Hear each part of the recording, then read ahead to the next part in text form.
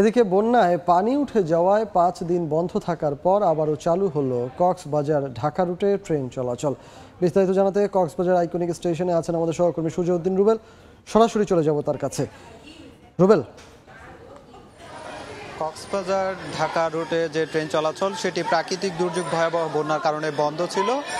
এখন যেহেতু বন্যা পরিস্থিতি কিছুটা স্বাভাবিক হচ্ছে, সেই জন্য গত 5 দিন ধরে বন্ধ ছিল। আজকে পুনরায় ট্রেন চলাচল শুরু হয়েছে। এখন ঠিক 8টা পেরিয়েছে। আমরা লক্ষ্য করছি প্রায় যে পর্যটক এক্সপ্রেস, যে কক্সবাজার থেকে ঢাকাগামী দুটি ট্রেন থাকে, একটি কক্সবাজার এক্সপ্রেস আর একটি পর্যটক এক্সপ্রেস। যেহেতু পরিস্থিতি এখনও স্বাভাবিক হয়নি, সেক্ষেত্রে কক্সবাজার এক্সপ্রেসটি এখন বন্ধ রয়েছে। এখন শুধুমাত্র পর্যটক এক্সপ্রেস যে ট্রেনটি রয়েছে সেটি ছেড়ে যাচ্ছে।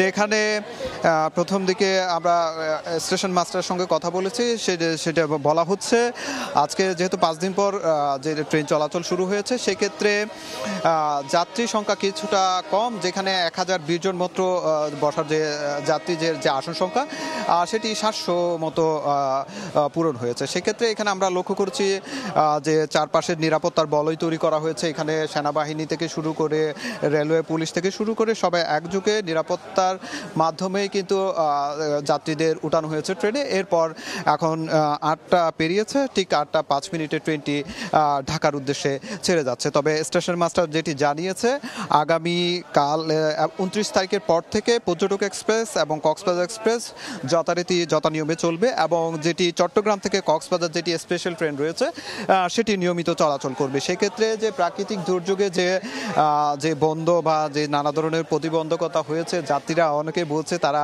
যেহেতু ট্রেন চলাচল শুরু হয়েছে, সেক্ষেত্রে অনেকটাই তারা স্বস্তি ফিরে পেয়েছে। আমরা স্টেশন মাস্টার যেটি জানিয়েছে, যেহেতু দীর্ঘ সময় ধরে আসলে 5 দিন যেহেতু বন্ধ ছিল, সেক্ষেত্রে অনেকে পর্যটক আটকা পড়েছিলেন, তারা গাড়ি কিংবা ট্রেনে যেতে পারছিলেন না। আজকে যেহেতু খুলেছে, সেক্ষেত্রে অনেকেই তারা ট্রেনে করে স্বস্ব গন্তব্যে ফিরছে, এবং তারা সেটিকে সন্তোষ প্রকাশ করেছে যে যথানিয়মে ট্রেন চলাচল শুরু হওয়ায়। তো এই ছিল আমার কাছে কক্সবাজার আইকনিক স্টেশন থেকে সবশেষ। কক্সবাজার থেকে আমাদের সঙ্গে যুক্ত হয়েছিলেন সহকর্মী সুজউদ্দিন রুবেল।